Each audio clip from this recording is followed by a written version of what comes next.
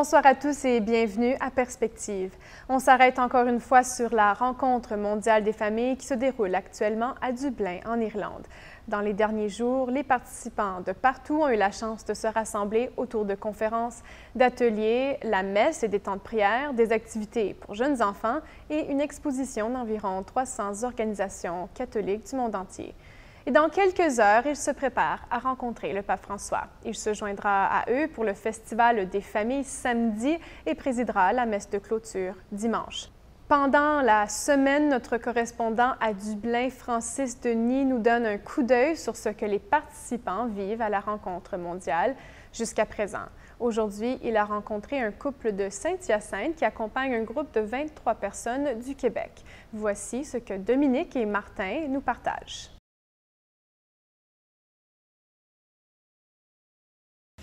On voulait venir parce que c'est sûr qu'on aime la famille. Moi, c'est sûr, c'est mon travail. C'est important de montrer que la famille est belle, est vivante. C'est vraiment la joie puis l'espérance du monde. Jean-Paul II le disait.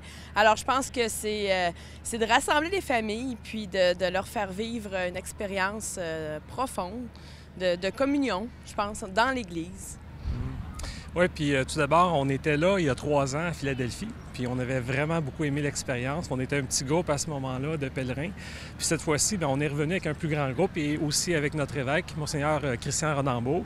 Puis vraiment, là, ce qui est la richesse, je pense, là, de l'événement, c'est de pouvoir partager sur les différents ateliers après, puis d'échanger, puis vraiment, là, de faire Église, parce que c'est vraiment quelque chose de particulier ici, comme c'était à Philadelphie, c'est de voir l'Église universelle. On est tous un petit peu chacun de notre bord, puis quand on arrive à des grands événements comme celui-ci, on se rend compte qu'on fait tous partie de la même Église. Fait que c'est vraiment enrichissant.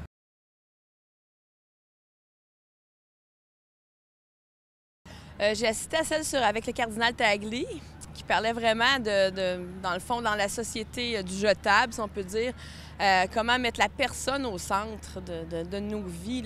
Parce qu'une personne, c'est vraiment quelqu'un avec qui on est en relation. Il faisait la distinction entre l'individu et la personne. Et puis, lui, j'ai vraiment aimé. Il parlait beaucoup de la famille, comment que la joie de l'Évangile, mais aussi là, à Maurice Laetitia, comment que c'était vraiment... un évangile qui parle pas juste de la famille, qui parle de l'amour au cœur de la famille. Alors, c'est vraiment un qui m'a touchée. Il parle beaucoup avec son humanité, avec tout ce qui est. Là, il parle du cœur, vraiment. Et puis, j'ai aussi beaucoup aimé la conférence de Monseigneur Gendron qui parlait de la complémentarité entre le clergé et les laïcs. Comment que ça va ensemble, on est co-responsables ensemble, puis on doit s'investir de par notre baptême dans l'Église et pour l'Église. Oui. Puis par rapport à cette conférence-là, parce que ça m'a beaucoup touché aussi, c'était une conférence sur le leadership des laïcs, puis en particulier le rôle des femmes dans l'Église. Puis ce que je trouvais intéressant dans la conférence, c'est que vraiment les rôles sont très distincts entre l'homme et la femme et chacun est complémentaire, comme Dominique le dit, mais aussi il y a une réciprocité dans les rôles. Okay? Puis le parallèle que Monseigneur Gendron faisait, c'est un petit peu aussi au niveau de la parole. Quand que, par exemple, Dieu crée la terre, bien, il le fait avec son esprit et avec sa parole. Donc chacun des deux a vraiment un rôle distinct. Puis le rôle de l'homme et de la femme, c'est la même chose. C'est un rôle qui est complémentaire, qui est distinct, et on ne peut pas remplacer l'un par l'autre. Donc, la force de travailler en Église, c'est d'utiliser les charismes de chacun, le charisme de l'homme et de la femme. Et Jean-Paul II disait de la femme, par rapport à la femme, il parlait du génie de la femme. Donc, faire appel au charisme de la femme, c'est enrichir l'Église, puis c'est s'enrichir soi-même. Donc, Vraiment, c'est la conclusion que j'en tire, c'est qu'on est appelé à faire plus de place aux femmes dans notre Église.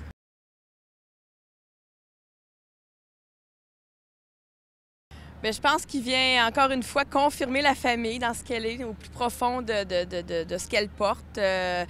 Je pense qu'il donne vraiment de l'espérance, de venir, de montrer que c'est important de se rassembler tous ensemble. Puis ce que je trouve beau, c'est la complémentarité des vocations. Puis je pense qu'en fin de semaine, bien, on le vit cette semaine, mais en fin de semaine particulièrement, on va vivre un grand moment d'église, les familles réunies, les prêtres, les évêques, les consacrés, les religieux, tous ensemble. Puis ça va nous donner une force particulière, je pense, puis un témoignage pour le monde. Oui. En même temps, c'est très festif, hein, parce qu'il y a d'abord l'événement samedi soir où on fête toutes les familles ensemble. Le pape va être là. Et aussi, ça culmine avec la messe du dimanche. Et encore une fois, le fait d'être rassemblés tous en Église avec près de plusieurs centaines de milliers de personnes, je pense que c'est quelque chose d'unique. Puis ça nous fait voir la grandeur de l'Église.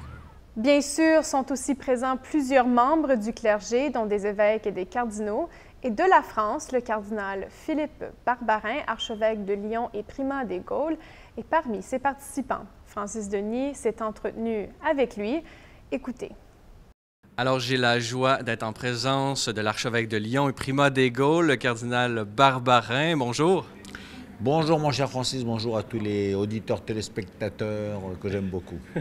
Alors c'est un plaisir de vous avoir en entrevue. On est à Dublin, à la Rencontre mondiale des familles 2018. Alors pouvez-vous simplement nous parler un peu là, des raisons de votre présence ici à Dublin, à la Rencontre mondiale des familles? Je ne suis pas grand habitué de ces rencontres. Je suis allé à celle de Milan il y a quelques années, à l'époque du pape Benoît XVI. Et là, donc, je me suis dit, tiens, c'est une bonne occasion. Je n'ai jamais visité l'église d'Irlande qui souffre pas mal ces temps-ci. Donc, j'étais content de venir parce que j'étais libre à la fin du mois d'août. Et puis aussi, et surtout, bien entendu, parce que la pastorale familiale, c'est un point majeur. Voilà. Donc, alors, le thème est assez intéressant. On dit l'évangile de la famille. Je ne sais pas si les gens font très attention à cela. L'évangile, c'est l'évangile de Dieu, quoi. C'est-à-dire Dieu qui nous donne son amour. Et alors, il y a l'évangile selon Saint Matthieu, selon Saint Luc, etc. Et tout d'un coup, on voit apparaître dans les Actes des Apôtres une expression, Saint Paul qui dit, quand il parle aux anciens d'Éphèse, il leur dit « la seule chose que j'ai voulu faire, c'est vous annoncer l'évangile de la grâce ». C'est-à-dire, il va essayer de résumer tout le message dans la grâce. Et en fait, c'est vrai, nous sommes sauvés, quoi. C'est ça qui veut dire qu'il est le principal. Puis, dans l'Épître aux Corinthiens, il utilise ensuite l'évangile de la gloire, et puis après l'évangile de la paix dans l'Épître aux Éphésiens. Et ça a beaucoup frappé Jean-Paul II. Et alors après, Jean-Paul II, il a commencé à parler de l'évangile du travail, l'évangile de la vie, évangelium vitae, et l'évangile de la famille. Qu'est-ce que ça veut dire? Ça veut dire, je suis capable de vous présenter toute la révélation chrétienne dans ce mot famille. En fait, vous avez un père.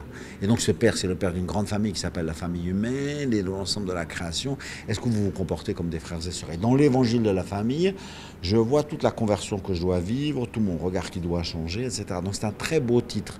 Je ne voudrais pas que ce soit seulement une formule. Parfois, j'entends ces expressions-là, l'évangile de la vie, l'évangile de la famille, un peu comme des slogans, si on peut dire. Non, il faut vraiment le voir à partir de son origine biblique. Voilà. Et quand Paul a utilisé 2-3 fois ce mot-là, eh bien finalement, par exemple l'évangile du travail, quand Jean-Paul II avait lancé ça, c'est pas rien du tout. En fait, tu deviens vraiment un homme quand tu participes à la création du monde, quand tu prends ta place, etc. Et un jour, Jésus dit, c'est pas une des phrases les plus connues de l'évangile, mais très belle, mon Père travaille toujours. Et moi aussi, je travaille. Au fond, il est dans l'œuvre de son Père, parce que c'est toujours... tout a été fait dans le Verbe et par le Verbe, et après, quand Jésus arrive sur terre, il accomplit, il poursuit l'œuvre du Père, il va essayer d'achever cette œuvre de la création. Du coup, nous, qui sommes à l'image de Dieu, il est vrai que toute notre noblesse se voit dans notre travail, dans notre manière d'agir, dans la façon dont nous participons à la création du monde, etc. Donc je pense que cette expression mériterait d'être bien et profondément expliquée du point de vue spirituel, du point de vue théologique, comme une porte d'entrée par laquelle on peut donner l'ensemble de la révélation chrétienne. Voilà. Alors, c'est pas peu dire. Peut-être plus concrètement, j'imagine qu'il y a sûrement des familles de votre diocèse ou peut-être la pastorale familiale. Pouvez-vous nous dire comment est-ce que vous incorporez un peu cette théologie de l'évangile de la famille dans votre pratique ecclésiale? Comment peut-être justement l'Église peut répondre aux différents défis auxquels font face les familles d'aujourd'hui? J'ai passé 4 ans en Afrique, à Madagascar exactement, et j'ai été frappé par l'exhortation apostolique du pape Jean-Paul II qui parlait de l'évangile de la famille en 95, je crois. Et après, les évêques africains se sont vraiment emparés de cette expression, et c'est vrai qu'il y a une atmosphère très familiale quand on est dans les pays africains. Donc je pense que c'est quelque chose qui compte. Après, moi, ma dernière lettre pastorale dans mon diocèse, elle portait précisément sur la fraternité. Au fond, ce que les gens attendent, c'est qu'il y ait des rapports fraternels entre nous. Et il y a eu un sondage qui a été fait aux États-Unis sur la raison pour laquelle les catholiques quittaient l'Église catholique et entraient dans des églises baptistes évangéliques et tout et tout. Souvent, on peut dire que c'est à cause de la morale de l'Église catholique qui est trop fermée, trop, etc. Non, 7%, 75%. Parce qu'il n'y a pas assez de fraternité. Et que j'étais absent pendant 3 semaines, personne ne m'a téléphoné de la messe, etc. Voilà. Donc, en fait, ce que les gens désirent, c'est vraiment sentir la paternité de Dieu dans la fraternité qui nous unit à l'intérieur de l'Église. Et ben, c'est loin d'être le cas. Donc il y a une conversion profonde à vivre dans nos communautés pour qu'elles deviennent des vraies fraternités. Ensuite, bien entendu, il y a aussi un vrai service à rendre. Parce que, je ne dirais pas que la famille est en péril, enfin elle est quand même malmenée. Pourquoi elle est malmenée? Parce qu'aujourd'hui, il y a une espèce de religion générale qui dit ah ben tu fais comme tu le sens, ça dépend, les avis changent, etc. Donc on s'est engagé dans le mariage, maintenant on a changé d'avis, elle et moi, on a changé d'avis, puis après on se remettra peut-être ensemble, etc. Donc on a l'impression d'entrer dans un système du n'importe quoi, où la parole donnée, la profondeur de l'engagement, le fait de livrer quoi, intégralement sa vie, est devenu selon les aléas ou les fluctuations de la sensibilité. Or pour moi, pour arriver à une véritable liberté et donner une trajectoire à sa propre existence, il faut mettre notre liberté à l'abri des fluctuations de la sensibilité. Et ça, c'est quelque chose qui est assez important. Et dans les racines familiales, il y a cela. Donc, des vraies racines familiales, les gens disent oui, mais vous avez un concept trop étroit de la famille. Je dis non, justement. Plus la famille est forte dans son noyau d'origine, avec un véritable amour des parents, avec une attention constante aux enfants, plus on leur a donné des racines quand ils sont petits, plus après, quand ils seront adultes, ils seront libres. Dans ma propre famille, par exemple, où j'ai eu la joie de grandir dans une famille profondément chrétienne et tout, j'ai une de mes sœurs qui est missionnaire au Congo, qu'on ne voit plus jamais et tout. C'est-à-dire il y a une véritable ouverture sur le monde entier, parce que les racines, on les connaît bien et on n'a absolument pas peur d'une ouverture à un plus large et encore plus. Voilà. Donc l'Église est catholique, elle sera catholique et de plus en plus ouverte au monde entier, dans la mesure où ses racines seront profondes. Il ne faut pas du tout opposer la notion de racine des familles avec l'ouverture au monde contemporain. Au contraire. C'est-à-dire que c'est comme avec un arbre, quoi. Quand il a des racines très profondes, il peut y avoir plein de vent et de bourrasques et tout, il tiendra, etc. Et pour moi, c'est vraiment un service à rendre aujourd'hui. Comment je vois cela ? Dans le fait de s'engager très en profondeur pour ce que l'on aime. Alors bien sûr, ici, j'irai au centre qui est l'Eucharistie, quoi. Quand je vois Jésus dire à son épouse, qui est l'Église, « Tu sais, je t'aime, ceci c'est mon corps livré pour toi ». Dans cette phrase de l'Eucharistie, il y a « Ceci, c'est mon corps livré pour toi », il y a le lieu de ma propre alliance. Moi, je suis un prêtre, par exemple. Donc, l'Église qui est là et qui est comme mon épouse, elle sait bien que je lui ai donné ma vie et que je l'aime comme celle qui est la source de la multitude de la vie que je peux donner de tous ces enfants qui composent une Église diocésaine. Mais quand on est marié, c'est pareil. Je serai marié, je dirai à ma femme, ben voilà, ceci, c'est mon corps livré pour toi, tu peux... Et dans cette vie commune que nous donnons et que partageons, ben, il y aura ouverture, fécondité, contact avec des quantités d'autres, etc., etc. Donc je crois que toutes ces choses-là sont à lier très très très profondément. Et aujourd'hui, non pas simplement regarder le clapotis des vagues ou les opinions des uns et des autres ou les difficultés qu'on rencontre pour être très, si vous voulez, au fil de tout ce que les médias nous disent, mais ne pas perdre le fond même de l'affaire, quoi. Et c'est ça que j'aime bien dans ce genre de rassemblement. Voilà. Première, on peut dire que justement, cette rencontre mondiale des familles se divise en deux parties. On a le congrès où on se trouve en ce moment même et la venue du pape qui arrive en fin de semaine. Alors, pouvez-vous nous dire un peu à quoi on peut s'attendre selon vous de cette visite du pape François et un peu quel message il peut adresser à la fois au monde et à l'Église en ce moment de crise actuellement dans l'Église? Là, on le sait avec toutes les allégations aux États-Unis et tout ça. Pouvez-vous nous dire à peu près qu'est-ce que vous en pensez selon vous? Alors, ce sont des choses, il faut dire, une très grande souffrance aujourd'hui, qui touche les États-Unis, l'Irlande, le Chili, la France, moi-même d'ailleurs aussi dans mon pays, et qui est en fait une véritable horreur qui est arrivée sur le premier plan de la scène et qui est de ces horreurs de pédophilie, surtout commises par des prêtres. Naturellement, on sait que ça a eu lieu dans beaucoup d'autres endroits et surtout dans les familles, mais en fait, cette colère monstre qui arrive contre les prêtres est justifiée. Parce que c'est une trahison très profonde de leur vocation, quoi. Donc il y a quelque chose qui nous horrifie, quoi, là-dedans, et ça c'est quelque chose de beau.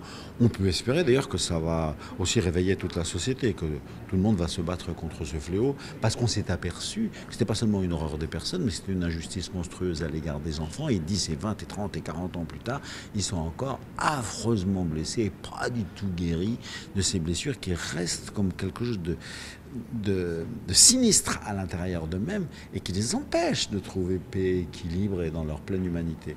Donc là, le pape vient de donner un texte très fort en disant que ce n'est pas uniquement l'affaire les évêques ou du pape ou des rapports avec le prêtre, c'est tout le peuple de Dieu qui doit se battre sur ce sujet. Et pas que le peuple de Dieu, parce qu'à partir de là, à l'intérieur de la société aussi, il faut qu'on le combatte tous. Lui, à chaque fois qu'il parle de la famille, il montre à quel point c'est important. Il dit, nous sommes des hommes, nous sommes des pauvres pécheurs, donc il y a des conflits entre mari et femme, par exemple. Alors justement, quand il dit, moi j'ai jamais eu, quand j'étais petit dans ma famille, les assiettes volées, mais d'ici, on vole les assiettes et qu'il y a eu une engueulade un peu forte, pardonnez-vous le soir, ne vous couchez jamais sans vous être pardonné. Donc des conflits dans les familles, il y en a eu dans la tienne, il y en a eu dans la mienne, il y en aura toujours. Bon, et des bagarres entre les frères et sœurs, et des oppositions aux parents. Et voilà, nous sommes ce que nous sommes, mais c'est vrai que nous aurions pu faire davantage d'efforts et tout et tout. Donc, ils ne doivent pas nous effrayer. Et l'amour qui est à la source de la vie de cette famille et de notre propre vie est plus important, plus fort, plus essentiel que les péchés ou les conflits qui abîment notre existence ensemble. Et donc lui, à chaque fois, il insiste énormément. Il rend hommage d'ailleurs à tout ce qu'il doit à sa propre famille. Et il dit, ne soyez pas critique ou effrayé par médiocrité ou difficulté. Donc je crois que ce sont ces deux choses-là. Donc nous attendons de lui, certainement après le texte qu'il vient de publier, une parole forte qui soit vraiment de contrition profonde, quoi, parce que c'est un réveil tardif et c'est un réveil qui doit être celui de toute l'Église dans le monde entier. Et il y a beaucoup d'églises ouvrées, il y en aura peut-être encore d'autres, et c'est bien, quoi. Parce que c'est fini. Il faut que ce soit une histoire qui soit vraiment tellement portée en public que ce soit quelque chose de fini. Il y a quelque chose de malheureux et bon d'ailleurs, c'est que maintenant les enfants ils sont très avertis et très attentifs eux-mêmes, et les parents aussi, et parlent à leurs enfants. Il n'est plus question de faire taire, quoi. La seule question, c'est que maintenant il faut que ça ne se reproduise plus jamais, toutes ces questions de pédophilie. Et alors après, pour le reste, eh bien, lui, donner un souffle et une profondeur à la famille, elle est mise en question. Mais n'écoutez pas trop toutes ces choses-là, parce que sachez bien, quoi, que la première page de la Bible, elle a sa force et sa vérité. Là, on peut dire qu'on a un très bon enseignement qui nous vient de Jean-Paul II, du fond même de son anthropologie. C'est-à-dire son regard sur l'homme, son long commentaire des premières pages de la Bible. Il créa homme, il créa l'homme. Homme et femme, il les créa, il le créa. Donc on voit qu'il y a une unité profonde dans l'amour de l'homme et de la femme, et que c'est ça qui va être la source de la fécondité. Et une vraie différence. Il y a quelque temps, je viens de faire la préface d'un livre italien qui va être traduit en français, et qui est que c'est vraiment l'un des plus beaux cadeaux, quoi. La différence sexuelle, la différence entre l'homme et la femme, qui est à l'origine même de la Bible, est l'un des plus beaux cadeaux qui nous est fait. Pour notre humilité, pour notre fécondité, pour le fait qu'on comprenne que voilà, on a toujours besoin de l'autre. Enfin, et ça, c'est un prêtre français qui travaille en Italie et qui a fait sa thèse sur ce sujet. Et je trouve que j'ai trouvé ce livre très très éclairant. Et il dit, à mon avis, aujourd'hui, et c'est peut-être vrai, c'est la question majeure pour l'équilibre de notre société. Est-ce que oui ou non, vous acceptez très en profondeur cette différence de l'homme et de la femme comme le plus grand cadeau que Dieu nous ait fait? Une des dernières lettres que j'ai écrites au pape François, c'était pour lui demander ça. Est-ce qu'on ne pourrait pas faire, comme il y a une journée de la vie consacrée, faire une journée de la vie mariée? Comme il y a une messe pour la vie consacrée, une messe pour l'harmonie des rapports entre hommes et femmes. On va voir la réponse qu'il va donner. Alors très bien, Cardinal de Barbarin, je rappelle que vous êtes l'archevêque de Lyon, primat des Gaules et successeur de Saint-Irénée lui-même. Alors merci beaucoup de nous avoir accordé cette entrevue aujourd'hui. Merci et au revoir à tous les auditeurs. Alors, je rappelle à nos auditeurs du Canada et du Canada francophone et du Québec que vous pouvez continuer à nous suivre sur Internet, à notre site web www.celleslumieres.tv.org, Facebook, Twitter, ainsi qu'à la télévision, bien entendu. À bientôt. Ne manquez pas la visite du pape en Irlande cette fin de semaine. Ciel et Lumière diffusera les événements majeurs en direct en anglais avec les commentaires du père Thomas Ruzicka.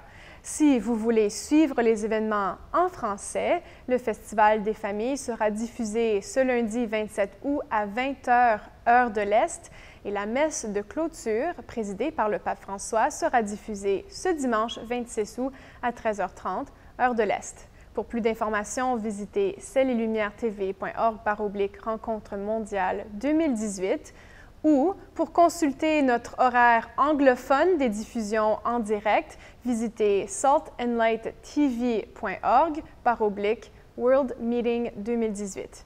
Voilà, c'est tout pour aujourd'hui. Merci d'être avec nous et à la prochaine.